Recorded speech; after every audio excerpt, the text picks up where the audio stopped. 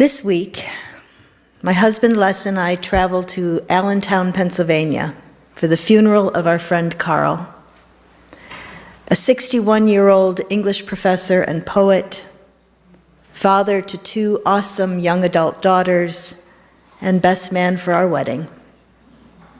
Carl and Les were friends since grad school, and this was that kind of friendship where years can go by and it's like no time has passed.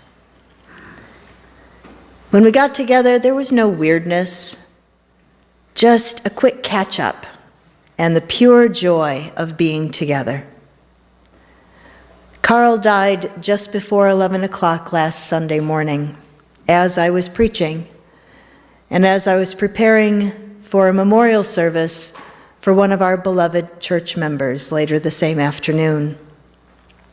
And in between those events, so many details, connecting with all who needed just a minute or more, running copies for small group ministries, grabbing a bite to eat at the picnic, sharing some conversation with my buddy Sam and his mom.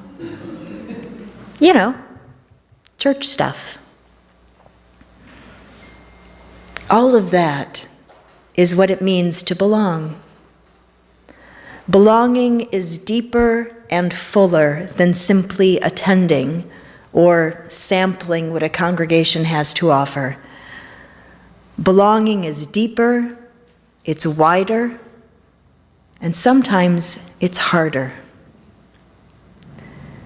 I remember a Sunday school song from the years I attended my grandparents' church.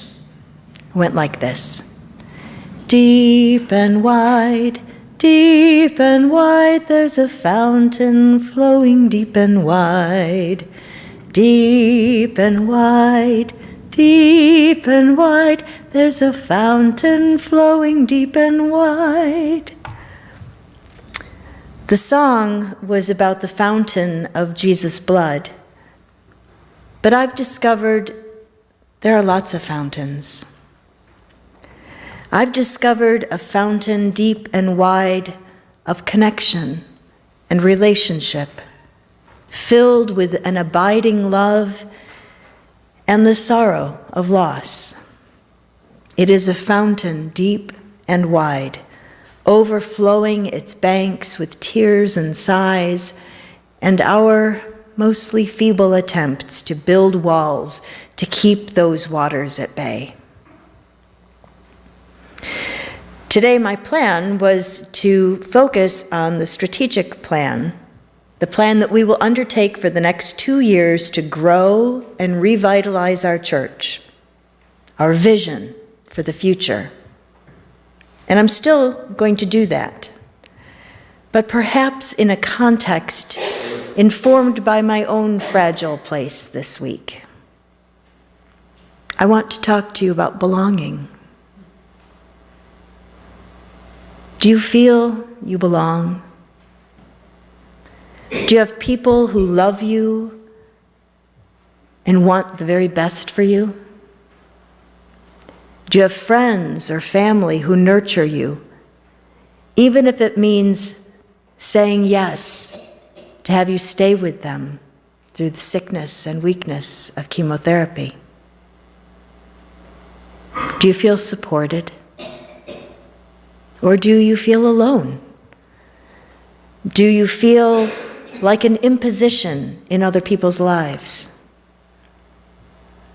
Do you belong?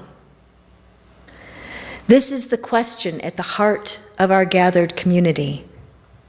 Do you belong? Do you know that you are so cherished here? And if you do know that deeply, what are you doing to extend that sense of belonging to others?